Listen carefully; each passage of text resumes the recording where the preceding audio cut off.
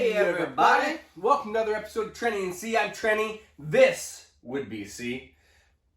Is C. Will be. Is currently C. Yeah. We have been blessed with receiving the Boulder Spirits Company whiskeys, and we're gonna go through the lineup. We are moving on to, oh man, this is the Sherry Cask bourbon whiskey. Amazing. What? Bourbon whiskey finished in sherry casks, 47% alcohol, number 3 char, gives you some good details on the back. Right. But we're just going to get into the flavor and taste. Though. Actually, I'm going to show the people real quick here.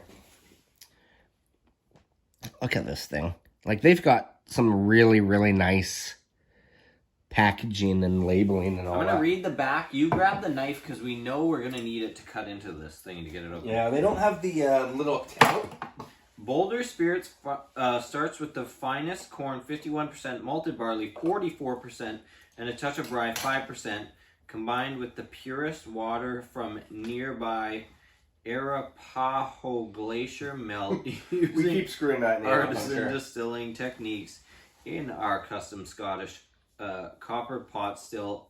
Our spirit is then aged in new American oak barrels before being transferred into ex-Oloroso sherry casks for a minimum 6 months. Our uniquely smooth, highly barley bourbon becomes elevated with the fruity characteristics from the sherry and a nutty spice from the European oak, resulting in a drink to be truly savored. Wow, that sounds cool. And it's you don't hear of bourbons putting their whiskey in sherry barrels very often. So that's kind of... should we hear more of it? Well, that's what I'm hoping, and I feel like this one is going to be a standout. Especially bottled at 47%. I would like it to be a standout, in that sweet spot of alcohol percentage. You know what? Yeah. Can I say? I am a bourbon fan, generally speaking. I love bourbon. Yeah. But I also love sherry finished scotch. Yeah. And this is a high barley bourbon. So it's like combining. Yeah, is it two worlds colliding of perfection? Yeah. Is it the perfect storm of whiskey? 3, 2, 1, quiet onset. It's the George Clooney of whiskey. He was the captain in that. Yeah. Who else was in that? John C. Reilly, I think, was in it. Really? I think. Really? I think. Riley? You know, the classic dramatic actor, Right, John you gotta C. have Reilly. one of those. Okay. Speaking of dramatic, what kind of nose are you getting on that thing? It's a good segment. Oh man, actually, a really, really good nose. That's a nice, like, cherry bourbony nose. Yeah. It's almost like the base model, I'll just call it the base model of their bourbon. Yeah. If that's what's gone into this, it smells a little bit more like aged. Yeah. A little bit more higher percentage. No, but it's that sherry barrel is there for sure. So it's almost like the sherry has given it this, like, cherry note to the nose. Like, it's a bourbon cherry kind of. But I'm actually still getting you're right, for sure. It's like that kind of like cherry blaster nose. That's nice. But it's softened by like this weird kind of leather vibe. But you know what? It's got a bit of a fermented kind of job going on it too. It's got a bit of that like fermented job. Kujira kind of thing going on. Yeah, it's very interesting nose.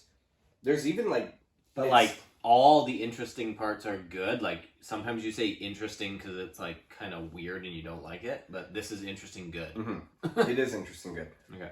And we sometimes talk about sherry being like baseball glove leather or snake pheromones or like armchair leather, that kind of thing. And it's there, but it's a very underlying thing to the cherry. To me, it's not sherry. It's cherry. more on the lines of like Buffalo Trace, which is always a compliment. Yeah, you know, huge. Okay, here we go. Let's taste it.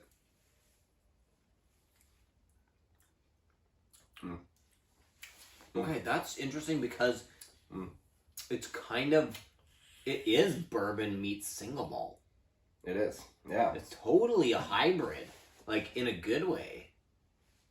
That is It's cool when and we see it a lot in Canadian whiskey too, but there's American spirits are doing some interesting experimentation, and something like this, it seems like, I won't say it seems like an obvious idea, but it could be an obvious idea that's done wrong. It's kind of like, this seems to be why done aren't more people doing it? Yeah, like it seems like, okay, there's a big world of Scotch lovers out there that love the sherry bombs, like Macallan and all that kind of stuff. Why not bring that world to bourbon? Because it's just it gets people experiencing new things. One thing I want to talk about is the 47% and the way that it acts. Like, it gives you a back palate, big mouthfeel, big mouth presence. It's a chewer. Like, this is a good viscosity to it too. But it's like it's got that tingler, it's getting my wisdom teeth. Oh man, I wish they would give this to you after you get those taken out. Yeah. No, it's got the bourbon nose, but there's just something more because it's single malt. It's not single malt, I should say. It's because there's so much barley in there. Yeah, it's big barley.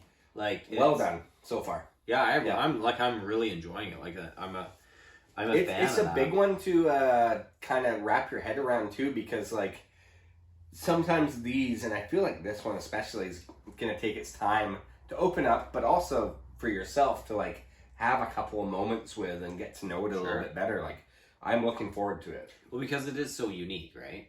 Mm-hmm. Really cool. Yeah, no, I'm enjoying it.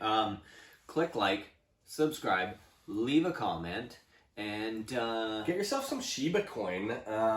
Pick up some Shiba coin. I mean, invest a cool 1,000 in Shiba, turn it into $1 million, and then you'll be able to buy as much of this as you want. Obvious. Let's go. Cheers.